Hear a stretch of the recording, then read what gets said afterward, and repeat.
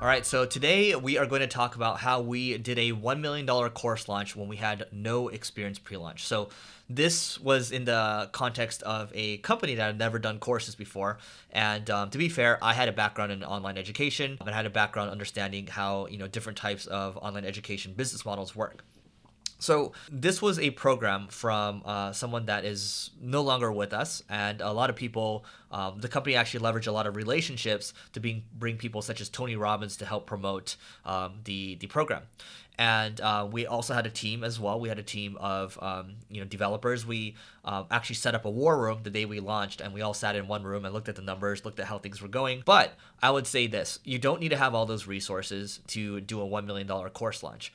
What you do need to have is I'll tell you some of the couple things that we did that worked out well. So, for example, we ran Facebook ads, and the Facebook ads worked out really well for us. I would say in the past, when I worked in online education, we use YouTube ads because a lot of people are on YouTube to learn and they're searching for things. The intent is there, and so leveraging underpriced attention is always a good idea.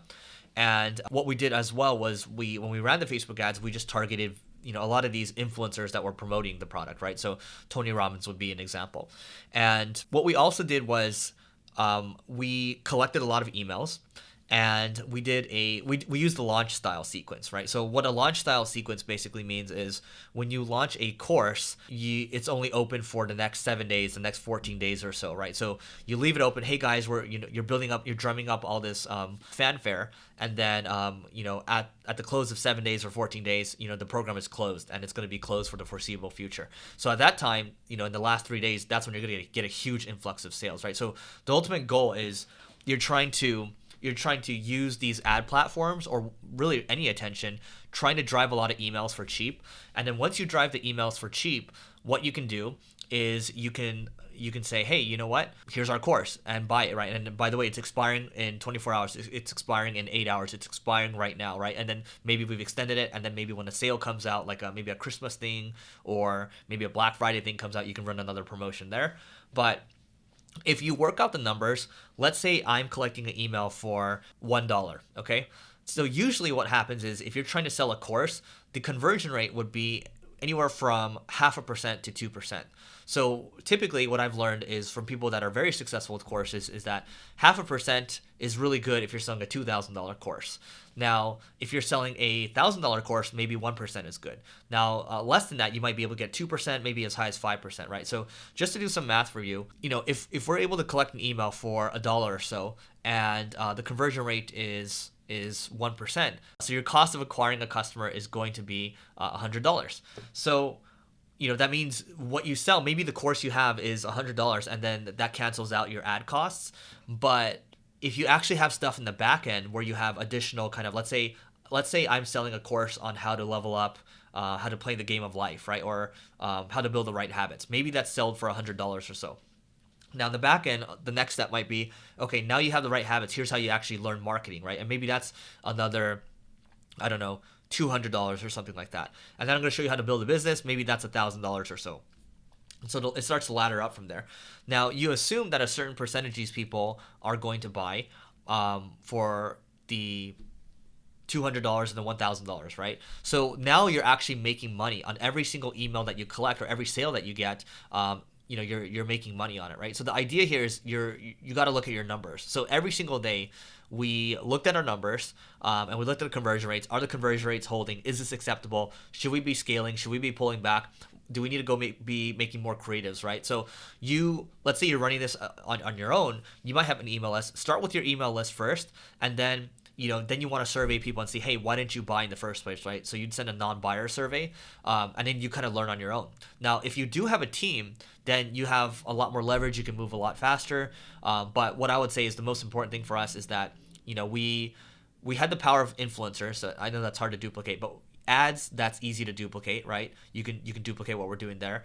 And then we also had we focused on collecting emails, and we focused on a launch sequence where it was after 7 days or whatever, we would close the cart.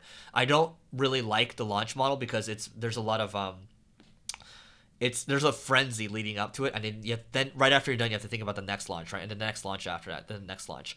I like the idea of having an evergreen webinar. So we did use a webinar for this as well, and there's a lot of webinar softwares that you can use. Livestorm is a great one. So basically, what we did was we drove traffic from an ad to a webinar.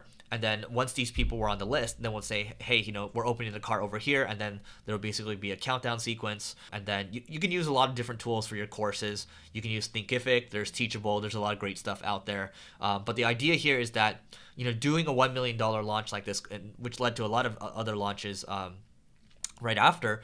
But if you work out the numbers, it's not that bad, right? So again, let's just say you're collecting emails for $10 a pop and then your conversion rate's 1%. That means for every sale, you're going to be paying $1,000 for it, okay? So you got to be thinking about, okay, that means if I only charge $1,000 for the course, then I'm going to be breaking even, right? So I better have stuff in the back end and the funnel better be worked out. So there's a lot of people that do this. I don't think there's anything wrong with doing courses. I think what's wrong is the people that are trying to teach things that don't have experience and they're just trying to make money off these people, right? I think if you generally have something to teach, that's great. And thankfully this worked out for us. Look, you can do the launch style, live launches. You can do evergreen launches where you kind of just keep it going. You can do the model that companies like Treehouse have, where you pay a software as a subscription fee.